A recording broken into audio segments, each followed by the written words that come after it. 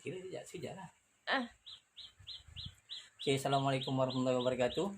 Sebelum kita teruskan rancangan bersama Madu Seribu Kasih, jangan lupa follow SOP. So kita scan lah. Kita pun scan lah. Kita kena follow dengan apa SOP kita nak. Okay, so far. Okay, Alhamdulillah kita dah daftar. Okay, under Madu Seribu Kasih. So kita check temperature kita. Alhamdulillah 36.2. So ini langkah pertama tuan-tuan. Langkah pertama sebelum kita nak ke mana-mana, tolong buat benda yang mudah. Tolong buat benda yang mudah. Benda yang tak perlukan kaedah yang menyukarkan.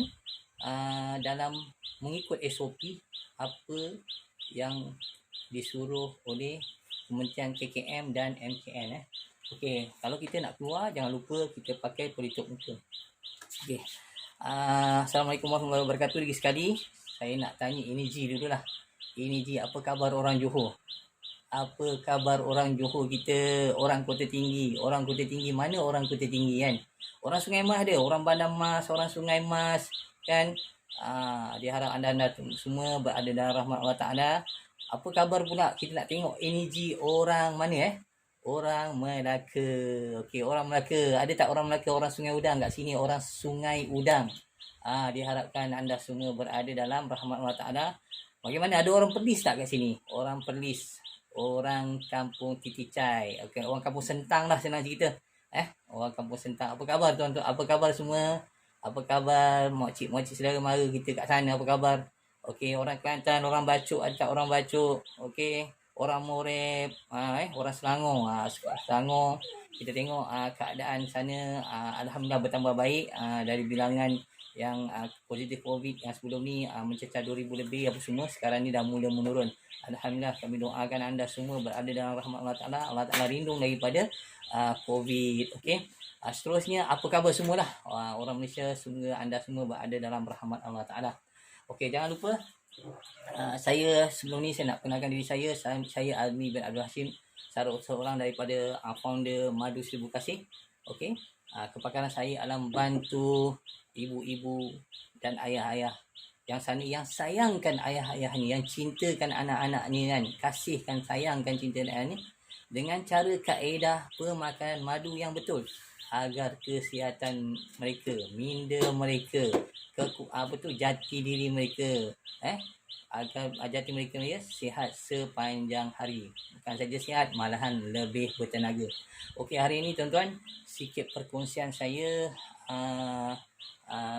Jangan lupa kita ambil, saya nasihatkan, jangan lupa ambil dan amalkan Madu Seribu Kasih. Caranya mudah untuk ambil kesihatan. 1 jam sebelum tidur dan setengah jam sebelum makan. Amalkan setiap hari. Tidak banyak tuan-tuan. Tuan-tuan cuma berbelanja, lebih kurang kos dia RM1 satu hari. Okey, RM1 satu hari. So tak mahal mana nak dibandingkan dengan kita makan benda-benda yang lain. Jangan lupa madu kelulut kita telah diiktiraf sebagai superfood. Wow, memang hebat tuan-tuan. Memang hebat dan memang luar biasa. Pasal apa? Pasal kelulut ni, seperti mana yang sebelum sini saya beritahu, antara makanan, antara makanan ataupun antara madu yang Allah Ta'ala kiaskan, yang Allah Ta'ala bagi tahu ada dalam syurga, ada makanan dia. Contohnya Allah Ta'ala bagi tahu antara makanan di syurga adalah sungai madu dia, ada madu dia kan. Jadi di dunia ni juga Allah Ta'ala beri sedikit. Kita merasa nikmat yang membenarkan apa yang ada di sana. Okey, apa dia? Ini dia, madu kelulut antaranya. Okey, sebelum kita pergi lebih jauh, semoga kita mendapat berkat dalam dalam segmen kita ni. Kita istighfar dan kita membaca Al-Fatihah. Kita hadiahkan kepada junjungan besar Nabi Muhammad sallallahu alaihi wasallam. Okey, kita kepada sahabat-sahabat, kepada keluarga baginda, kepada guru-guru kita, guru-guru yang telah mengajar kita, yang telah mendidik kita, kepada ibu bapa kita, ada ibu bapa kita yang telah melahirkan kita, yang telah baik yang ada ataupun telah tak ada, kepada jiran-jiran kita, kepada sahabat-sahabat kita, okey, kita hadiahkan Al-Fatihah kepada mereka, kepada diri kita dan keluarga kita, kita hadiahkan Al-Fatihah ni supaya mereka semua berada dalam rahmat Allah Ta'ala. Allah Ta'ala rindu, Allah Ta'ala kasih. Yang penting sekali kasih dan redha Allah Ta'ala kepada kita. Okey, sebab apa? Doa yang Allah tidak akan tolak adalah doa yang dimulakan dengan pujian berserta dengan selawat, dan di akhirnya juga dengan pujian dan selawat. InsyaAllah doa mereka Allah Ta'ala takkan tolak. Okey, astagfirullahaladzim. Bismillahirrahmanirrahim.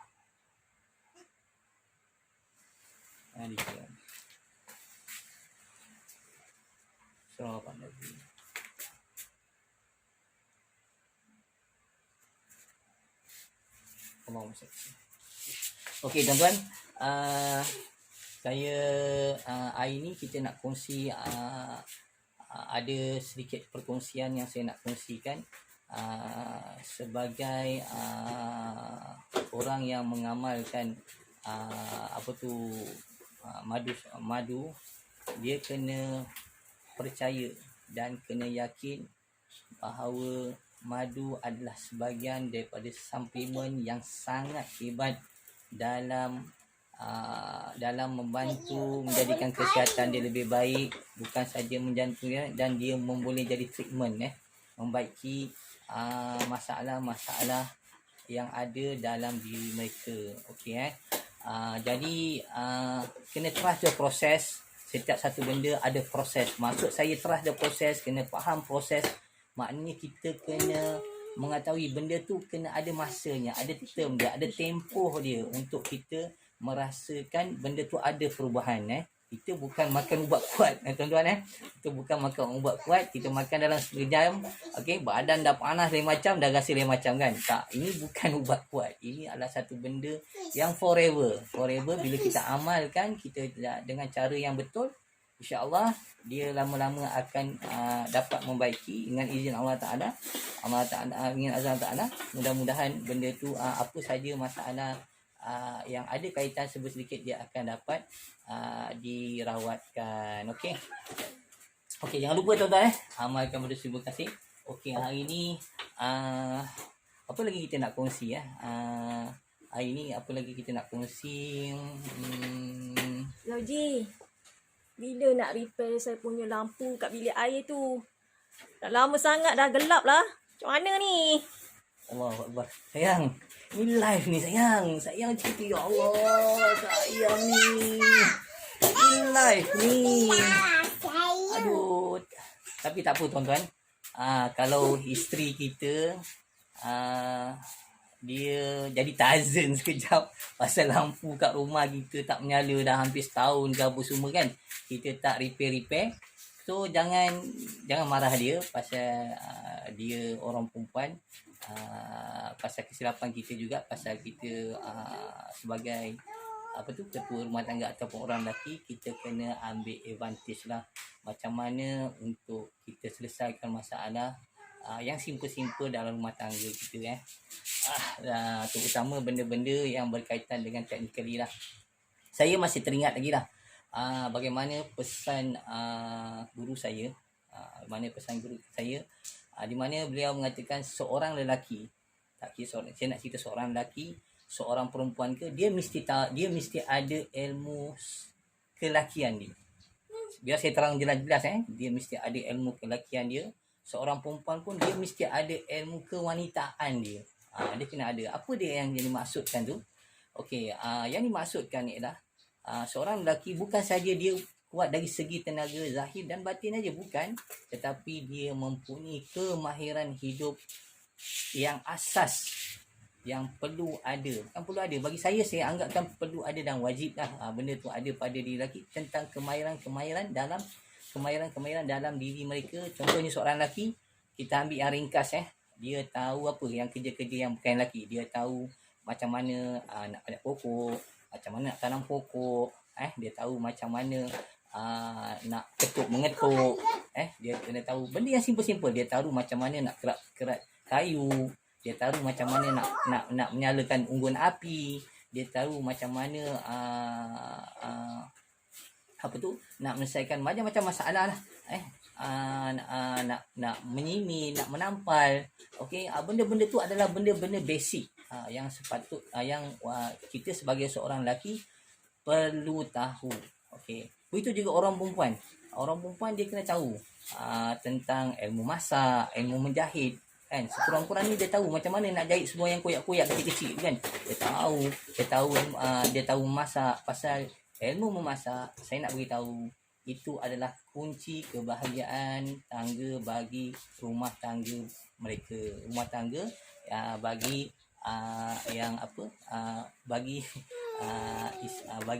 bagi suami dan isteri, keluarga dia, kunci rumah tangga dia apabila seorang isteri tu dia mahir tentang memasak. Bukan maknanya orang lelaki tak perlu tahu memasak. Orang lelaki pun lebih bagus juga dia tahu memasak. Tetapi bila orang perempuan tu dia tahu, dia tahu mahir masak, kunci dia rumah tangga akan bertambah baik. Okey. Sebab apa? Suami dia takkan suka makan kat luar. Dia akan suka makan di rumah. Macam mana pun dia pergi jauh-jauh pun, kalau dia makan kat luar pun makan sedikit, ataupun dia dah makan pun, dia akan balik, dia tetap akan jamah makanan isteri dia. Pasal dia tahu makanan isteri dia the powerful. Okey. Begitu juga anak-anak. Kalau kita anak suami isteri tu dia mahir tentang memasak, dia tahu masak dengan baik. Okey. Anak-anak pun kalau kita tengok, kadang-kadang yang sampai dah berkahwin, kan, kita tengok, kan, isteri dia masak pun dia buat tak heran, kan. Dia tetap nak balik rumah mak dia, tetap dia nak makan dengan masakan ibunya. Okey. Itulah powernya kalau kita ada kemahiran. Perlu. Itu sebab saya kata tadi, perlu ada ilmu kelakian yang baik, perlu ada ilmu kewanitaan yang baik. Dalam tu, itu adalah kunci kehidupan, kunci. Ya, sikit lagi saya nak kongsi. Semasa saya buat kerja-kerja kerja-kerja di sebuah bandar besar. Saya tak nak cerita di bandar mana. Okey, sebuah bandar besar. Pada ketika itu saya telah membuat kerja-kerja pemasangan pendawaian rumah, buat apa semua. Jadi ada seorang brother ni, dia memang suami isteri dia kelulusan universiti, ada degree holder, dan dia bekerja yang sangat baiklah dia punya ni. Saya bukan nak cerita pasal apa kelebihan yang ada pada kemampuan diri dia. Itu rezeki masing-masing, okay? Dia ada, isteri dia ada degree dalam bidang tertentu, dalam bidang itu juga dia. Tetapi saya sangat sedih bila bukan dia seorang saja, saya jumpa ramai graduan-graduan yang di luar sana, dia mendapat pendidikan yang baik, tetapi dia mempunyai masalah kekurangan dari segi kemahiran hidup. So untuk bagi mereka, tak kiralah kita dapat didikan, sama ada didikan teknikal ke, tak ada didikan teknikal ke, kita seorang doktor ke, kita seorang engineer ke, kita seorang penternak ke apa. So kemahiran hidup perlu ada. Sekurang-kurangnya dalam kemahiran hidup ni, kalau kita nak tahu, dia mesti ada alatan yang ringkas, tuan-tuan, alatan yang basic. Dalam rumah dia kena basic. Kita tak nak, dahlah kita tak tahu bertukang, dahlah kita tak tahu apa, kan. Plier tak ada, screwdriver tak ada, cutter tak ada, pen tak ada. So benda-benda macam ni, saya rasa satu kejanggalan lah bagi kita orang Malaysia, kan. Orang Malaysia ni memang terkenal dengan kemahiran dia. Sejak daripada kita tengok zaman dulu lagi, kan. Zaman Nusantara dulu, kita tahu orang-orang Melayu ni, tanah Melayu ni memang terkenal dengan kemahiran, dengan seni dia. So benda tu saya tengok semakin lama semakin dilupakan. So jangan biarkan benda tu terbenam, terkubur, tuan-tuan. Jangan kalau kita tengok di kampung-kampung, test pen ni bagi saya dia alat pengujian yang wajib kena ada setiap rumah. Pernah tak kita jumpa di rumah kita, isteri kita mengadu, alat ni macam ada shot lah, kan? Alat ni ada shot lah, kan? Jadi kita kadang-kadang kita buat tak kisah, kan? Kita buat tak kisah. Tuan-tuan, alat bila ada shot, bila kita rasa macam ada gigitan pada tu, maknanya alat tu dah mula menunjukkan simptom-simptom kerosakan elektrikal. So, kita kat rumah kita tak ada alat-alat multimeter. Kita bukan orang elektrikal. So, alat test pen ni adalah penting. Okey, kalau kita tengok, kita cari alat test pen yang dia punya ukuran saiz dia boleh uji antara, contohnya macam test pen saya ni, dia boleh uji di antara dia boleh uji di antara 12 ke 250 volt. Jadi maknanya ada leakage yang besar ataupun ada kerosakan yang besar, kita boleh detect. Kadang-kadang kita letak test pen pada alat, terutama alat masak nasi kita kan, alat masak nasi kita, alat oven kita dapati ada shorted kat situ kan, kita nampak kita punya test pen kita menyala. So alat tersebut dah menandakan ada tanda-tanda punca kerosakan. So cari langkah, sama ada kita panggil orang yang mahir untuk check dia, ataupun kalau benda tu dah lama, kita terus ganti yang baru. Pasal voltage bila ada berlakunya shock, voltan yang tak melebihi daripada 50 volt, dah boleh menyebabkan kematian. Jadi berhati-hatilah. Jadi kalau kita sayangkan anak bini kita, so alat tu kita ketepikan dulu, kita cari orang yang mahir untuk check dia apa masalah dia, dan kita ganti dengan alat yang lain. Pasal alat sekarang ni kebanyakan alat yang tak boleh repair. Bila rosak, kita tukar yang baru aje lah. So keselamatan nyawa tu lebih penting daripada alat yang kita dah pakai 7-8 tahun, 10 tahun, yang kita dapati alat tu dah rosak. Dan lagi satu saya nak beritahu, bila alat-alat yang dah ada leakage, yang dah ada shorted, yang ada kerosakan elektrikal ni, bila kita pakai, kita bukan saja membahayakan pada keluarga kita, isteri kita atau anak kita, tetapi dia akan berlakunya pembaziran. Maknanya arus elektrik kita akan terbuang, tidak digunakan dengan sebetulnya, secukupnya, seefisiennya, seefektifnya. Itu sebab kadang-kadang ada orang pakai alat elektrik, rumah pakai sikit aja kan, pakai kipas, pakai lampu pasal sikit aja, tapi dia punya charges elektrik dia, kita tengok sangat-sangat tinggi kan, sangat tinggi. Sebab apa? Sebab berlakunya kebocoran. Jadi benda bocor kan, jadi pembaziran lah. Okey, cukup sangat itu, saya tak nak cerita panjang-panjang. So kita akan masuk lagi satu segmen yang saya rasa saya perlu kongsikan pada tuan-tuan. Segmen yang saya nak beritahu ni, segmen air dalam bosi, api dalam kacau, botik topi tongah menyalur. Itu peribahasa, itu orang kata kata-kata orang Negeri Sembilan lah, kita ambil sikit kata-kata dia. So kata-kata tu bukan apa, kata-kata tu nak menunjukkan kemahiran dan teknologi yang perlu ada, yang perlu kita ada, yang perlu kita tahu, yang perlu kita laksanakan. Hari ini saya nak ajar tuan-tuan, bagaimana untuk kita pasang lampu lampu LED. Lampu LED. Lampu LED ni tuan-tuan, saya fokuskan sikit. Lampu LED ni kalau kita faham, lampu yang sangat simple saja, tak mahal. Tak mahal, dan penyambungan dia sangat mudah tuan-tuan, sangat mudah. Harga dia pun hanya belasan ringgit, tak lebih daripada RM20, belasan ringgit aja. So apa yang saya nak beritahu, tunjukkan. Pertama, kita perlu ada kelengkapan. Simple yang alat kelengkapan ni. Pastikan alat kita ada satu test pen, kita ada satu plier, kita ada satu screwdriver, dan kita ada satu cutter. Cukup memadai ni untuk kita buat ni. Lampu yang kita beli ni, kita kena pastikan tuan-tuan, bila kita beli lampu LED yang lengkap dengan housing dia, kita nak cerita tu pasal dia simple aja. Dia untuk kita nak nyalakan, untuk kita pasang ni, dia perlu live dengan neutral saja. Sangat-sangat simple lampu LED ni, live dengan neutral, dan dia bukan itu saja dia punya kemudahannya, malahan dia menjimatkan tenaga elektrik. Berapa dia jimat tu, tuan-tuan boleh baca pada kertas tu. Dia akan tunjukkan berapa watt yang kita gunakan berbanding ni. Dia menjimat, biasanya dia akan jimat 80% daripada tenaga yang kita gunakan daripada lampu biasa.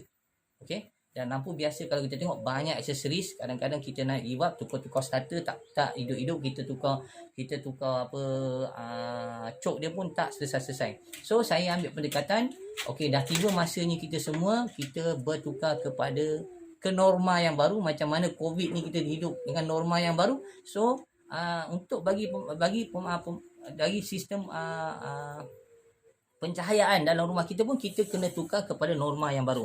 Okey tuan-tuan, ini alat yang kita dah beli tadi ni. Okey, kalau tuan-tuan tengok, ini saya nak tunjukkan tuan-tuan, ini holder dia. Ini holder. Okey, ini adalah merupakan dia punya konektor yang kita nak sambungkan dia.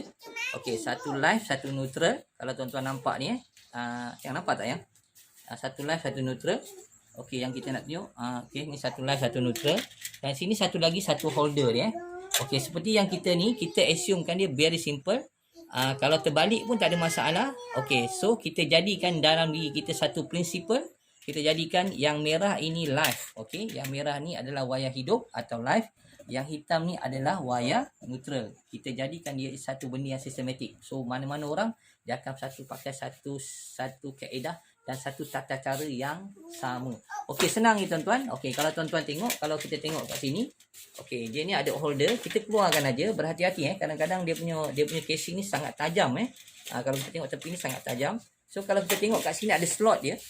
Slot dia just kita masukkan saja ikut slot ni. Okey, siap satu. Nampak tak? Simple saja. Dan begitu juga kita slot yang kedua ni. Okey.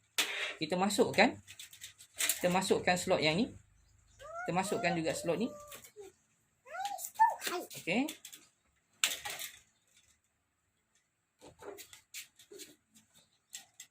Okey, kita masukkan dia fit. Dan tadi pun kita masukkan fit. Kenapa? Kadang-kadang bila dia ni dia mudah terkeluar lah. Okey. Okey, kita masukkan dia fit. Okey, dia dah fit. Kalau kita tengok dia tak gerak. Okey, ini adalah konektor yang saya cakap tadi ni, yang kita nak akan sambungkan ke ini konektor yang saya cakap tadi ni, yang kita akan gunakan untuk menyambungkan lampu yang kita nak pasang tadi lah. Kalau kita tengok kat sini lampu dia, kalau tengok dawai dia agak pendek sikit lah. Dan bila pendek kerja tu nak buat tu macam kena apa tu, kena ni sikit lah, kena kreatif lah sikit lah. Okey tak apalah, kita tarik sikit wayar ni dulu supaya dia ni boleh kita keluarkan. Okey, ini okey, nampak ini wayar yang saya kata tadi. Ini untuk kita ingat tadi warna merah kita untuk live, warna putih kita guna warna hitam kita gunakan untuk neutral. Okey, ini dia punya ni lah. So kita nak test, sebelum kita pasang kita nak test. Okey, kita tahu tuan-tuan. Okey, ini saya nak tunjuk. Ini adalah satu kita tengok apparatus yang kat rumah kita selalu kita tengok yang dah usap-usap terbuang-buang, kita akan buang kan. So jangan buang. Kita jangan buang benda ni. Kita boleh gunakan benda ni untuk test, menguji pemasangan kita So simple aja. Kalau plug-plug ni yang dah tak pakai ni, kita potong saja. Saya nak tunjukkan tuan-tuan, kita potong aja. Okey, jangan ragu-ragu, potong saja. Lepas tu kita buang insulation dia. Okay, kita buang insulation dia. Pasal kita nak test supaya bila kita dah pasang ke atas dia tak ada masalah dari segi tak menyala lah apa semua kan, kita tak ada masalah tersebut. So kita test kat bawah dululah.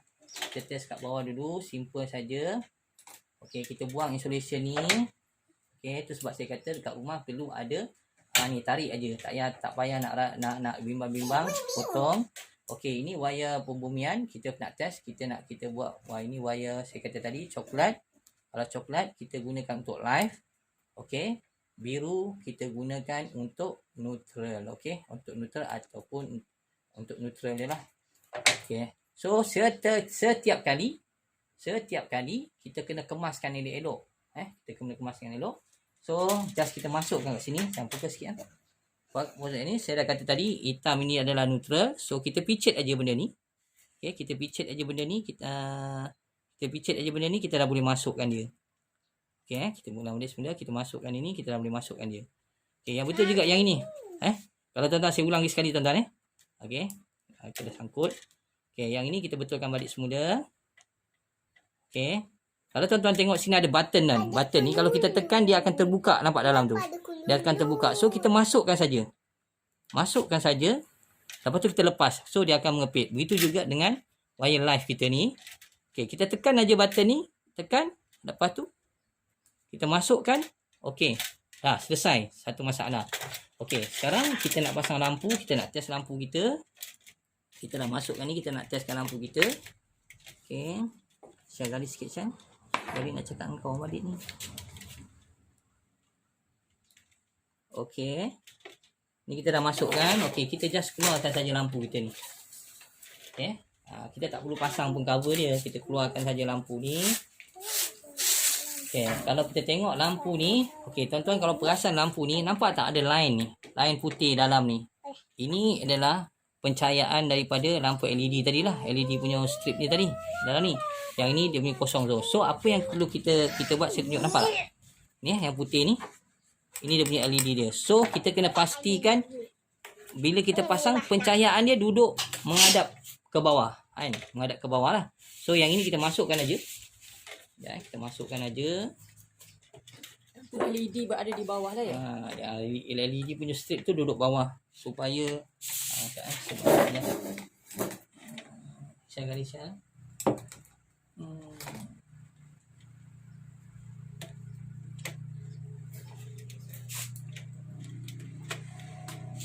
Okey, tuan nampak tadi LED ni yang putih ni kan.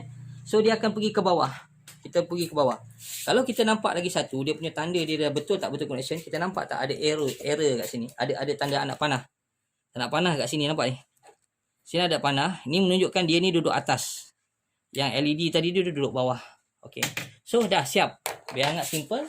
So kita akan masukkan kita punya plug kita, kita akan test. Okey. Okey, bismillahirrahmanirrahim. Okey. So kita on lah. Okey tuan-tuan kita dah dapat menyalakan lampu. So sangat mudah. Dia cuma perlu ada light dengan neutral saja lampu LED ni. So kita boleh pasang kat rumah lah. Kita boleh pasang dekat rumah, dekat atas. So kita, tujuan dia tadi seperti yang kita beritahu, kita pasang kat bawah supaya kita mudah. Kat atas nanti kita dah tak payah turun naik lagi kan. Kita dah confident dah dengan apa pemasangan yang kita buat.